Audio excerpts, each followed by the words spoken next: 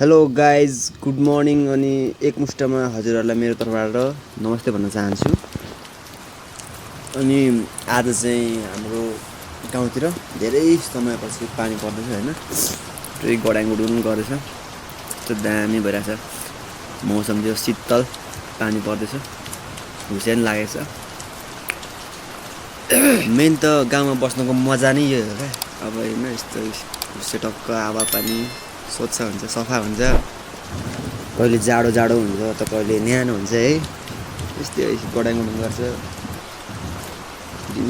मलाई मनपर्ने मौसम भन्दा चाहिँ यस्तै हो है। अब हजुरहरूलाई कस्तो मनपर्छ होइन कमेन्ट गर्नु होला। तर यस्तोमा चाहिँ अलिकति लुगा धोयो भने सुक्नै एक हप्ता लाग्छ होइन, त्यही अलिक समस्या भनेको चाहिँ। तर यस्तै मजा हुन्छ, यस्तै राम्रो।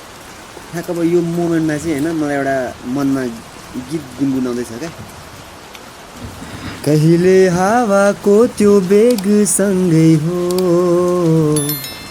मन पनि खुल्ला आकाश झै भो, कहिले बादल लोरी सुनाउने, सिरिरी तरी जाने तालै हो। ए ओखती रहेछन् तिम्रा रङ्ग थरी थरी, दुःख पीडा सबै बिर्साउने जादु छरी छरी,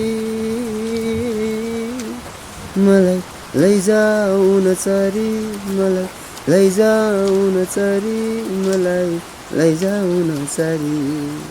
धन्यवाद।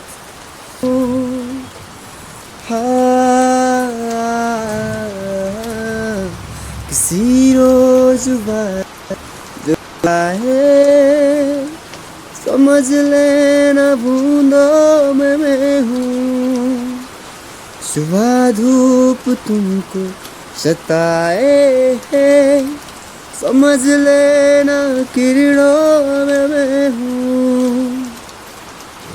हात्रिका सुर्णलाल नारायण गपाल भने जस्तो कति साह्रो। यहाँ चाहिँ टक्क गाईलाई खोले पाक्दैछु गाइज होइन। अब दिनै पऱ्यो यस्तो जाडोमा, टक्क तातो तातो गडाङगुडुङ नथपाइकन चलाउँदा केही फरक पर्दैन। मैले चाहिँ गडाङगुडुङ नथपाइकन चलाउँछु गाइजहरू यार। पानी निरन्तर परिरहेको छ, कति बेरसम्म पर्छ थाहा छैन होइन। अब परोस् परोस्, आओस् न आओस्। अब आउनेलाई कहिले रोक्न सकिन्छ र होइन, कहिले रोक्न सकिन्छ। लगभग यस्तो 20 भरि नै हुन्छ होला।